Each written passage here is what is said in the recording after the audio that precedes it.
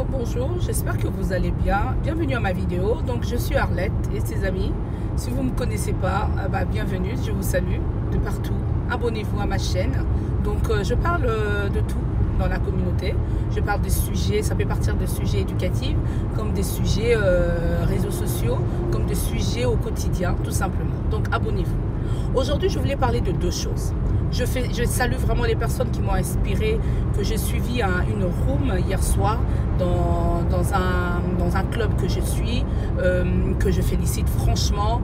Je pense que ces deux personnes-là vont se reconnaître. Donc, je voulais parler justement de deux choses, sur l'écoute et l'entente. L'écoute, par rapport au sujet qu'on a eu hier, l'écoute c'est quoi? Dans la communauté, nous avons souvent des difficultés. Nous ne nous écoutons pas. Il y a des personnes, quand ils viennent se confier à vous, ils parlent. De fois, on est débordé. De fois, on est trop pris par certaines choses. Et on est là, en train de lui répondre sans vraiment écouter la personne. Écouter, c'est quoi? C'est vraiment aller plus profond de la personne. Être disponible, en fait. Écouter, et écouter veut dire je comprends. J'analyse, j'observe, en fait. C'est dans la gestuelle, donc dans les mouvements, dans les mimiques, dans tout en fait. Ça veut dire que quand j'écoute, je regarde l'état de la personne. Des fois, une personne se confie à nous, on l'écoute, mais on ne le regarde pas. Après, qu'est-ce qu'on a comme remarque? La personne nous fait savoir, est-ce que tu m'écoutes? Oui. C'est pas parce que la personne ne te regarde pas, forcément, il ne t'écoute pas. C'est deux choses. Je t'écoute, je t'observe, je regarde et je me mets à disposition des moyens propices pour pouvoir comprendre ce que tu me dis en fait. C'est ça pour moi l'écoute. Deux fois dans la communauté, on ne sait pas écouter.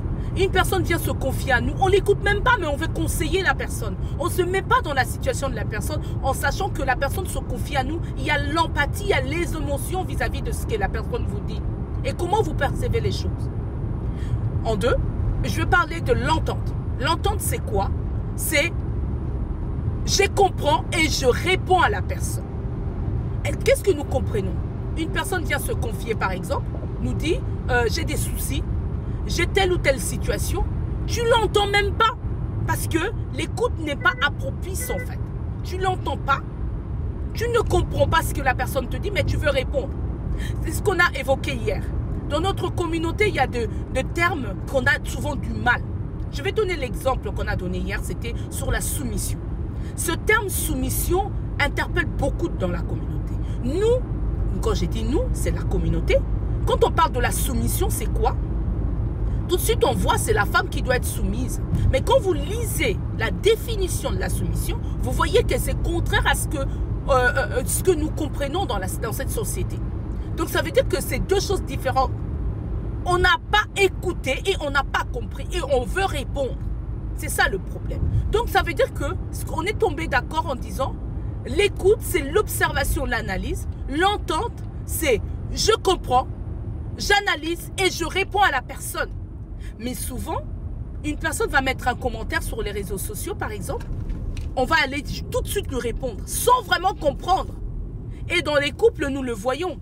Il y a des disputes, il y a des incompréhensions parce que les termes, on ne dit pas la même chose. Deux fois, on va juste s'asseoir, on va voir que ce problème-là, c'est dû à la communication. Quand on parle de l'écoute, l'entente, tout ça, c'est lié à la communication. On le voit. On a donné l'exemple hier des enfants autistes, des enfants porteurs d'handicap.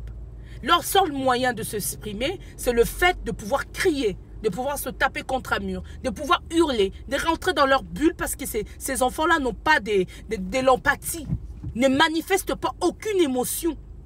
Donc, leur seul moyen de se communiquer, c'est au travers la gestuelle, au travers les mouvements qu'ils font. Donc, qu'est-ce que nous, les parents, nous faisons? Deux fois, nous voyons les enfants en train de pleurer, on commence à lui crier dessus. Pourquoi tu pleures? Pourquoi tu pleures? Mais tu ne sais pas si l'enfant s'est fait mal. Qu'est-ce qu'on dit? Je comprends, j'observe, j'analyse, je comprends et je réagis. Donc, ça veut dire que l'enfant va pleurer par rapport à une situation qui s'est produite, on va dire au quotidien par exemple, ou dans la journée. Mais qu'est-ce que nous les parents nous faisons? Tout de suite la baffe. Donc nous devons comprendre. Même quand à l'école par exemple, même quand nos enfants se confient à nous, ou quand ils ont je vais dire un mot, un petit mot venant de la maîtresse, comme quoi ça n'a pas été ou la journée n'a pas bien marché. Mais qu'est-ce que nous réagissons? Comment nous nous fâchons directement? Même sans, moi je suis la première, même sans comprendre, sans même poser la question à l'enfant, qu'est-ce qui s'est réellement passé? Nous le voyons dans les écoles. Quand il y a la gestion du conflit, quand les enfants se prennent la tête, qu'est-ce qu'on fait? Ou se tape dessus, ou se querellent.